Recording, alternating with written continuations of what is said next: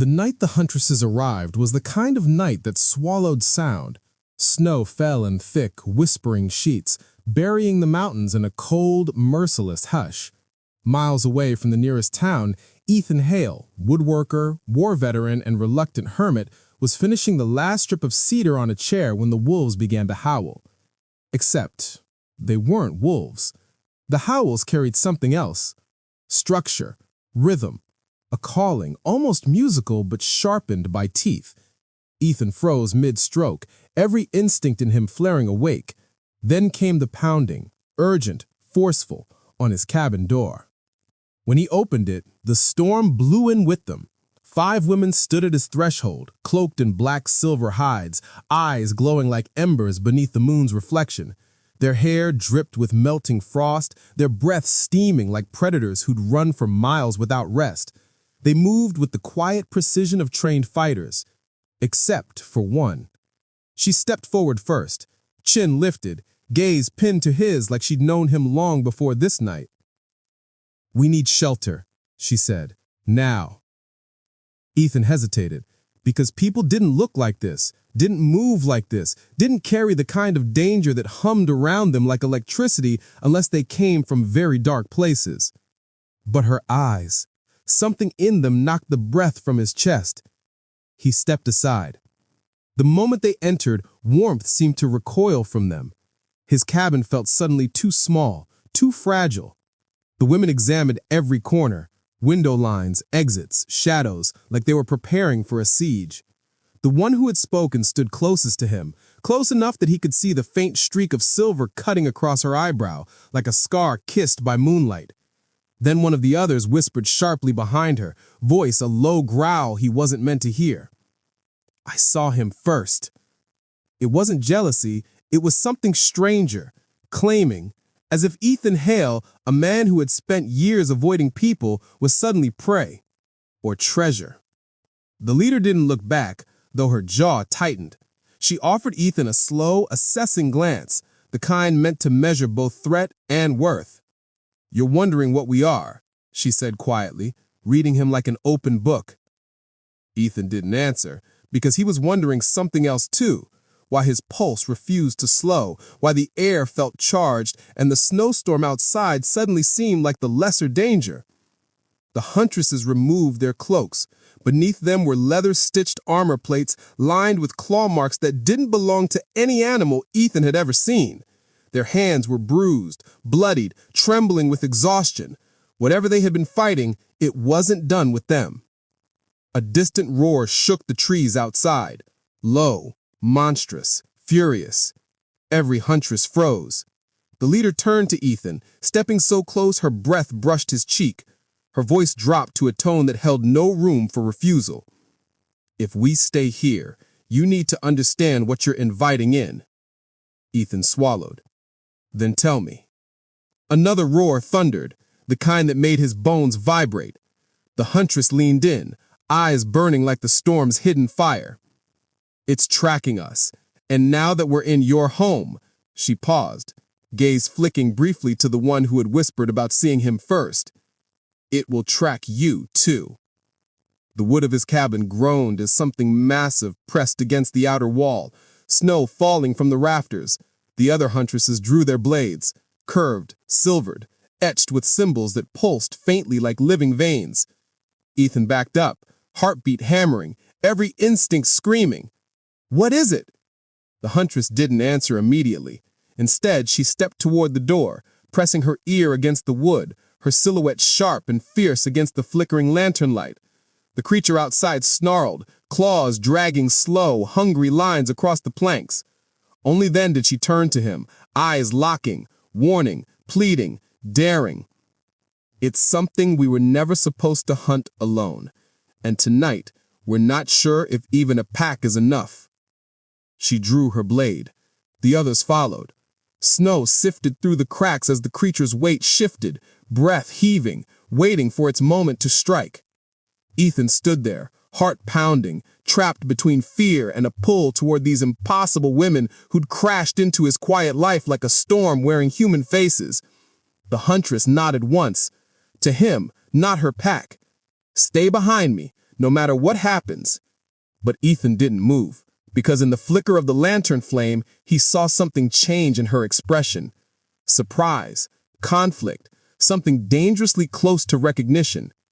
Almost like she knew him, almost like she had expected him, almost like he wasn't a stranger at all. And when the wall finally buckled inward under the force of the beast's blow, the huntress whispered something under her breath, soft, ancient, broken. And every hair on Ethan's arms rose. The creature roared again, louder, closer. The huntresses lowered into formation, and Ethan took a single step toward her, toward the one who said she'd seen him first, before the wall exploded inward in a shower of splinters and snow.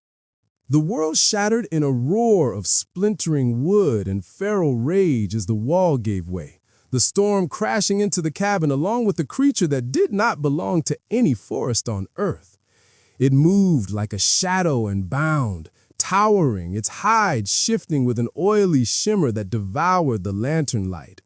Eyes like molten iron locked directly onto Ethan the moment it crossed the threshold, as if the huntresses were nothing but obstacles, and he was the reason it came.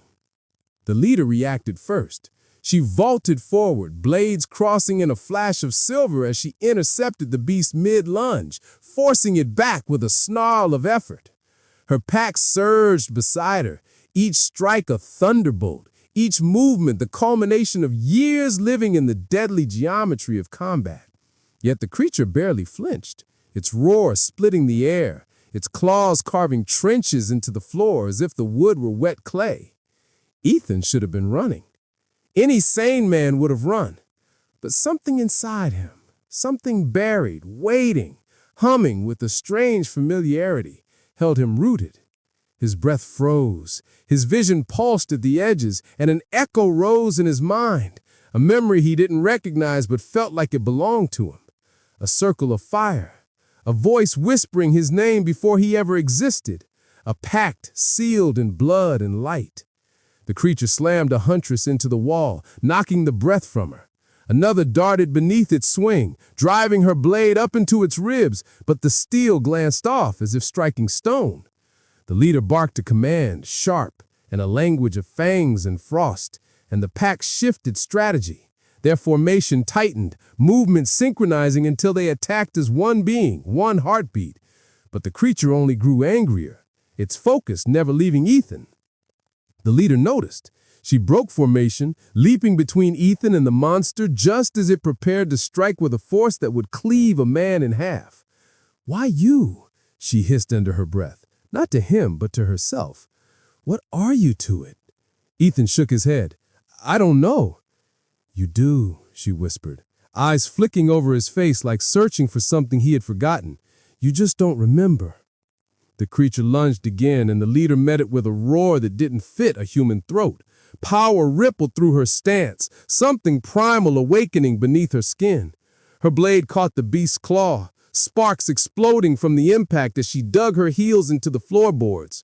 For a heartbeat, they were locked, beast and huntress, strength against strength, before the creature hurled her aside like nothing. Ethan's pulse snapped. He stepped forward, not thinking, not aware, just pulled by an instinct older than logic.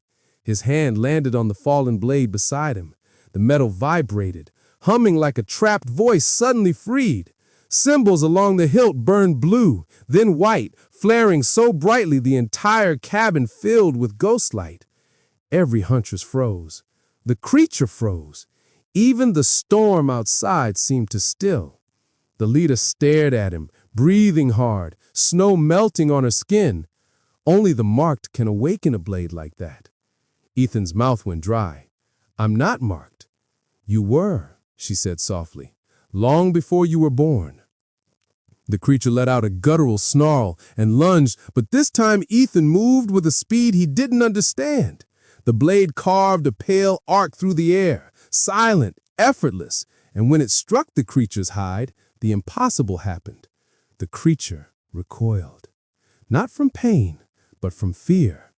The huntresses regrouped instantly, instinctively forming a ring around Ethan as though he were no longer a man needing protection, but something else entirely, something central, something vital. The leader stepped beside him, shoulder brushing his, her voice a low, fierce whisper. You were part of our oath, the forgotten one, the one the creature was sent to erase. 1,000 questions surged into him, but there was no time for any of them. The creature charged again. Ethan lifted the blade, and energy surged up his arm, a burning, electrifying pull that guided his movements, threading old instincts into new strength. The huntresses flanked him, moving with deadly grace, but it was Ethan who struck the creature first. Light burst from the blade, a cracking arc of brilliance that tore through the shadows clinging to the monster's form. The huntresses seized the opening, their blades plunging into weakened armor, each strike precise, ancient, ritualistic. The creature screamed, a sound that shook the floorboards, then collapsed in a crumpling heap, dissolving into ash that hissed as it touched the snow. Silence flooded the cabin. Snow drifted through the gaping hole in the wall. The lantern flickered weakly. The storm outside thinned as if the threat had held the night hostage, and with its death, the world exhaled again. The pack slowly lowered their weapons. Ethan stood in the center of them, blade still glowing faintly in his hand, breath ragged, heart thundering like it belonged to someone else. One huntress, the one who had whispered, "I saw him first," stepped closer, eyes wide, voice trembling between awe and something far more dangerous. You woke the ancestral blade. You carry the oath in your blood. You were meant for us. The leader's gaze locked on Ethan, not with claim, not with fear, but with the recognition of destiny reshaped. You're not our shelter, she said quietly. You're the missing sixth. Ethan swallowed hard as the realization trembled through him. The pack hadn't sought refuge tonight. They'd been coming for him, and the creature had come to stop them.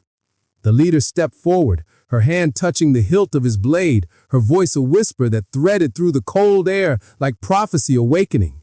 Your life in this cabin is over, Ethan Hale. The oath has called you back, and the world we walk, her eyes burned with fierce, wild certainty, it is waiting for the man you were always meant to become.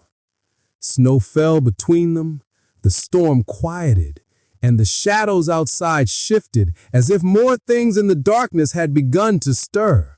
Yet none of the huntresses looked afraid, because now they had their sixth, and the story of Ethan Hale, lost man, hidden oath, awakened blade, was only just beginning.